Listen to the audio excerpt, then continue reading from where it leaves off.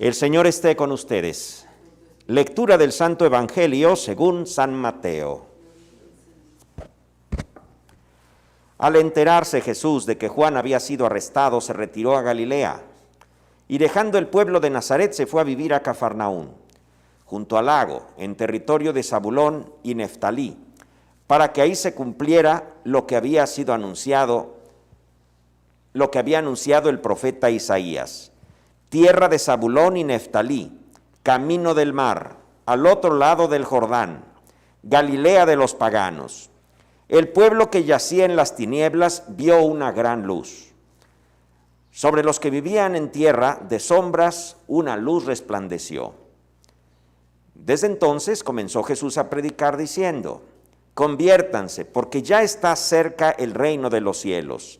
Y andaba por toda Galilea, enseñando en las sinagogas y proclamando la buena nueva del reino de Dios y curando a la gente de toda enfermedad y dolencia.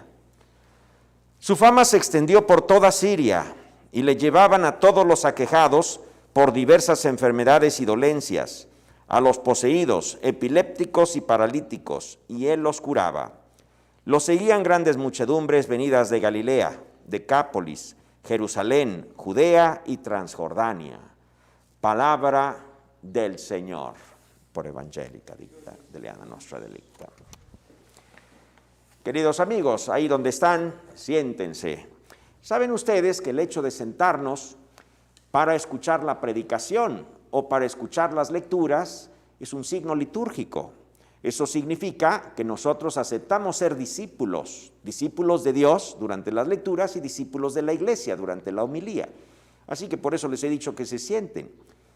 Durante el Evangelio no es que no queramos ser discípulos de Jesús, al contrario, lo que pasa es que para nosotros es tan importante la entrada de la palabra de Dios, que entonces nos ponemos de pie para recibirlo. Pero ahora estamos sentados aprendiendo de la enseñanza de la iglesia. Todavía estamos celebrando el tiempo de Navidad, lo celebraremos hasta el domingo, cuando vamos a celebrar el día del bautismo del Señor. En este día se nos habla en el Evangelio de San Mateo de cómo Jesucristo iba predicando en el área de Galilea.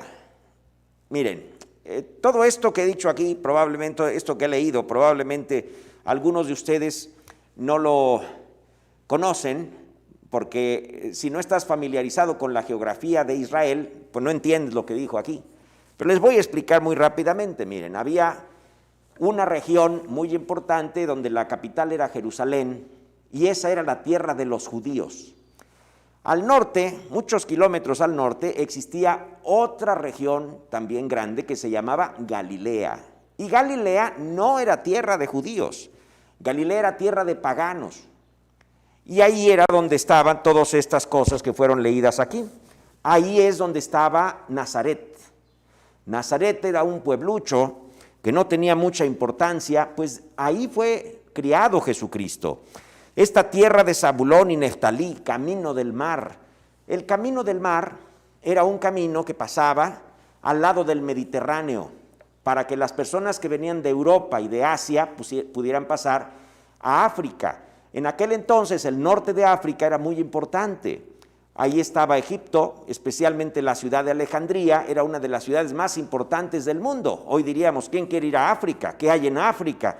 Bueno, en aquel entonces probablemente la segunda o la tercera ciudad más importante del mundo estaba ahí en África, era Alejandría, pero todo el norte de África era importante y las personas de Europa y de Asia querían ir al norte de África. Entonces ese camino del mar estaba bordeando el Mediterráneo, por eso se le llama así, camino del mar, y pasaba por esta área que nosotros llamamos Galilea. Fíjense ustedes que ese es el lugar que Jesucristo escogió para darse a conocer. La vida pública de Jesucristo, yo diría el 90% de los episodios que se cuentan en el Evangelio sucedieron ahí.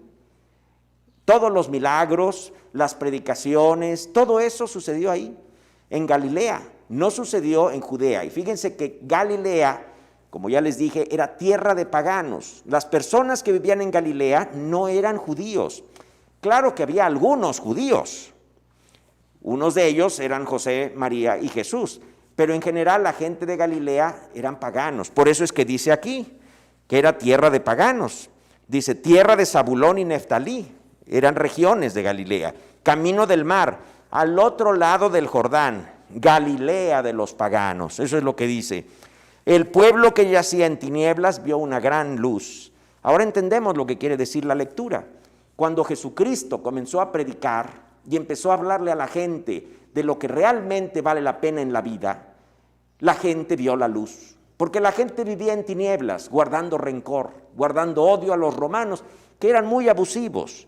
Los romanos eran un pueblo duro, un pueblo esclavizador, que se dedicaba a cobrar impuestos muy altos, injustos, a toda la gente que vivía en estas provincias, para enriquecerse y vivir con mayor lujo en Roma. Pero no era justo. Estas personas que eran pobres trabajaban y el fruto de su trabajo se lo llevaban los romanos. Seguramente que estas personas vivían sumergidas en el odio, en el rencor, en el deseo de la venganza.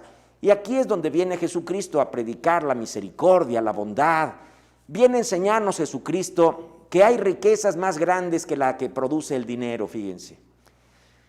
La familia, por ejemplo, la fe, la amistad con otras personas, el poder hacer el bien. Fíjense que todos estos son dones que a veces los tenemos y no reflexionamos en ellos. Y Jesucristo viene a abrir los ojos a todas estas gentes que vivían amargadas y sumidas en el deseo del rencor y la venganza. Jesucristo por eso es que ilumina a estas personas y las enseña a vivir de manera diferente. Por eso es que dice aquí, Galilea, tierra de Zabulón, etc. El pueblo que yacía en tinieblas vio una gran luz. Vio una gran luz cuando Jesús comenzó a predicar y enseñó a vivir a toda esta gente de manera diferente.